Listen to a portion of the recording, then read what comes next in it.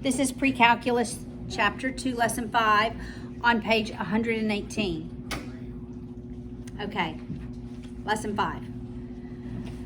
I taught this to you last year, but to remind you, we're going to remember about interval notation. I'm on page 118. Interval notation, okay? Look at these inequalities on the board. Everybody look on the board. Remember when we did interval notation last year? If it was equal to a value, we use that type of notation. I appear to have come across a slight problem. The entirety of chapter 2.5 and chapter 2, the majority of 2.4 is just completely gone. Okay, we'll get pictures for you, or copies, okay? I'll make copies afterwards, all right? All right. Everybody follow. All right, so interval notation, just follow my teaching, okay? Interval notation, if it is equal to, we use this type of bound notation. If it is not equal to, then we use the parentheses. All right, this is called a closed interval. This is called an open interval. When it is equal to it is a closed interval. Remember when we graphed closed intervals, we had solid dots? Remember when we graphed open intervals, it had the open, okay? So look what's on the board. We're gonna write those inequalities in interval notation. 2 less than or equal to x less than or equal to 5. X can be equal to 2 and it can be equal to 5. So I use the closed interval to indicate that it can be equal to it. All right. Look at the next one. 2 less than x less than or equal to 5. X cannot be equal to 2. So I use the open interval notation for 2. But it can be equal to 5. So I use closed notation to indicate that it can equal 5. All right? In this notation, it can equal 2, so I use the closed interval notation. It cannot equal 5, so I use open interval notation. Both of these are open because it can neither equal 2 nor 5. Now, I want us to think about this. Can x ever equal positive infinity? It cannot. So if I had 2 greater than or equal to x, less than or equal to x, less than or equal to positive infinity, I can equal 2, I can never equal infinity. Can x ever equal negative infinity? No, there should not be an equal sign there. You would never have an equality there. No, it cannot. So you would have an open interval to a closed interval.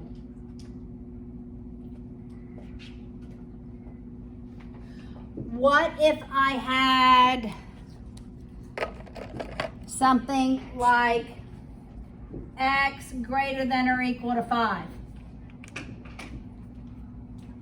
Where does x start at? 5. Can it equal 5? Yeah. Mm-hmm. And where does it end? Infinity. What if it were x less than or equal to negative 1? What's the smallest value it can equal? What, infinity? Which one? Negative 2 to infinity. Negative what? Well, it's small than infinity. Yes. So what's the very smallest value x can be? Negative 1. Negative infinity. To negative 1, but it can equal it. Got it? Okay. Look on page 119 in that box. When we solve inequalities, those are some methods that we can use. You can't see it, so sorry. All right, we can add or subtract the same quantity on both sides of the inequality. You can multiply or divide the same positive value on both sides of the inequality. What happens when we multiply or divide by a negative value? What happens in an inequality? Lucas? No. No, sorry. Jacob? The direction of the sign changes. If it's less than, it becomes greater than. If it's greater than, it becomes less than. We do not lose an equality if it is there. All right? Okay. So, how do we solve these inequalities?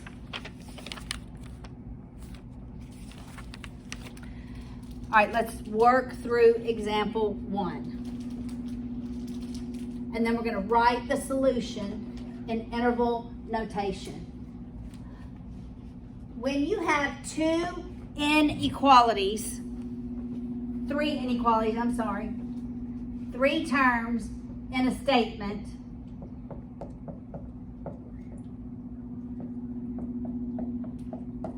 this is going to be a conjunction. It's both of two things. It's both 2 less than or equal to 3x plus 5 and 3x plus 5 less than 2x plus 11. So the middle term goes with both sides. Okay, it's a conjunction. So we'll write them separate.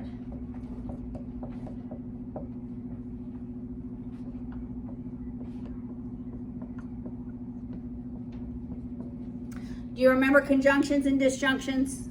Or you at least remember hearing the terms? We're about to look at it again. All right, so we're going to follow the rules. I can subtract 5 from both sides. I have negative 3 less than or equal to 3x. I can divide by 3 on both sides. X less than or equal to negative 1. Or x greater than or equal to negative 1. Reading from right to left. Okay, maybe we need to switch that around. Switching it around, x greater than or equal to negative 1. Sometimes it helps to swap it around, right? Interval notation. Isabella. So you don't flip this sign, or you do? No, we didn't divide by a negative. We divided by positive. Negative. Only divide by a negative. I just inverted the equation because this is easier for me to write in interval notation. What's the smallest value x can be? Negative 1. Can it equal negative 1? Yes. Yes. Closed interval. What's the largest value x can equal? Say it. Wait, but it can't, yes. Positive. Yes, it can go all the way to positive infinity. Maybe. Actually, back up a little bit. We got to do this side first. This is the other side, okay? All right, let's subtract 2x on both sides and subtract 5. So we're left with x less than 6. All right, now let's put it together. That was only if we had that one side, but we have two sides. So now we have x less than 6. Do you see how I put them together, the conjunctions? Okay, so now what is my interval notation going to look like? Open or closed? Closed. Closed, negative 1, 6, open. Only the values between here satisfy that inequality.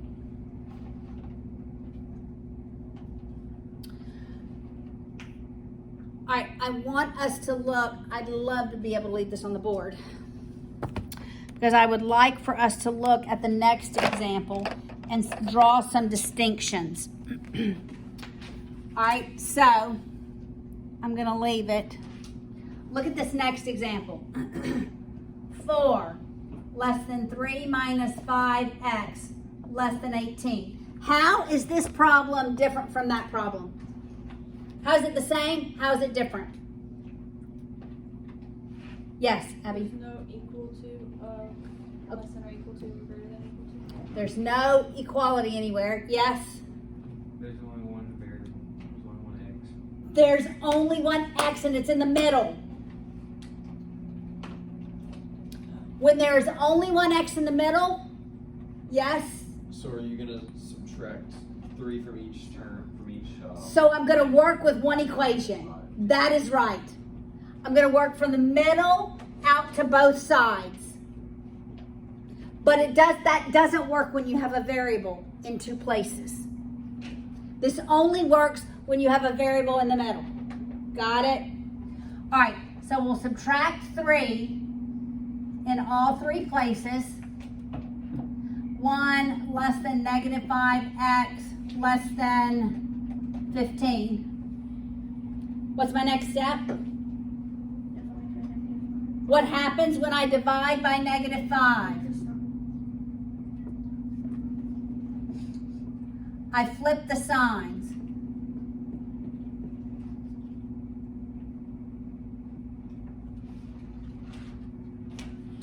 All right, so negative 1/5 is greater than x is greater than negative 3. What's the smallest value? Yeah. Negative 3 is the smallest value. Can it equal negative 3? No. So it's a closed interval. At negative 1/5, an open interval. And at negative 1/5, it is an open interval. All right, so you see how you can work those differently. This is called a linear inequality.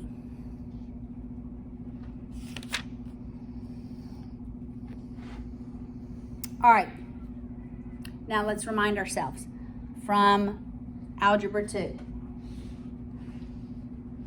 When do we have a disjunction and when do we have a conjunction? And what is a disjunction and what is a conjunction?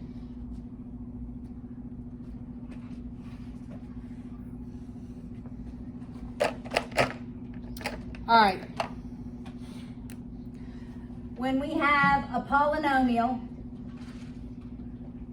and there is a greater than, you said greater than 0, it's a disjunction.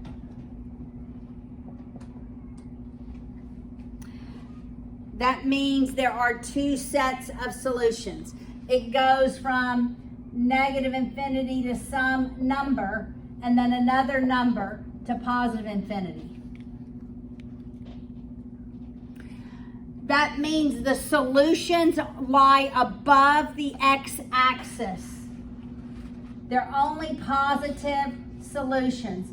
Solutions lie above the x-axis.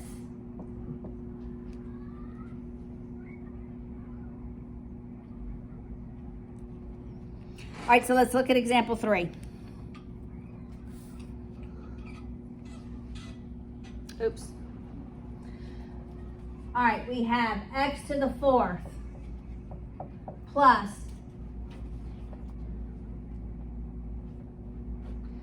10x cubed plus 21x squared greater than 40x plus 80. I'm going to move everything to the left through subtraction so that I end up with x to the 4th plus 10x cubed plus 21x squared. Subtract the 40x on both sides. Subtract the 80 greater than or equal to 0. All right, regardless of what this looks like graphed, it's a 4th degree. 4th degrees typically look like W's. I'm only looking for the solutions that are above the x-axis. So if I find the points where it crosses the x-axis, then I can figure out what the solutions are. So we're going to graph this. Yes, ma'am? I don't understand why you're only looking for them above the x-axis. Okay, I'm looking for when this whole value is greater than 0. Only positive outputs. Okay? All right, so graph this in our calculators. X to the 4th plus 10 x cubed. Make sure, I just got to watch and make sure I do this correctly. X squared minus 40 x minus 80. And I like to start out with zoom fit. You gotta make it smaller. Yeah, Just do negative 10, 10. Mine did not. Okay, I'm gonna go to negative 10, 10, negative 10, 10, and graph it, see what I see.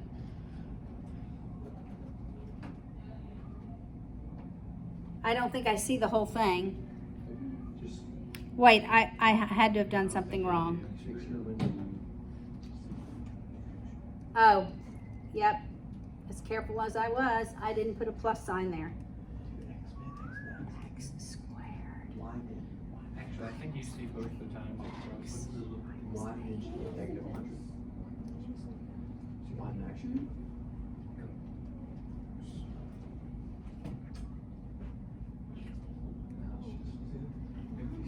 All right, what do you have? Look at the picture. I think it only goes below. Look at the picture right to the left in your textbook, figure 2.54. I don't know what's mine. I got 2.1. My window's not right.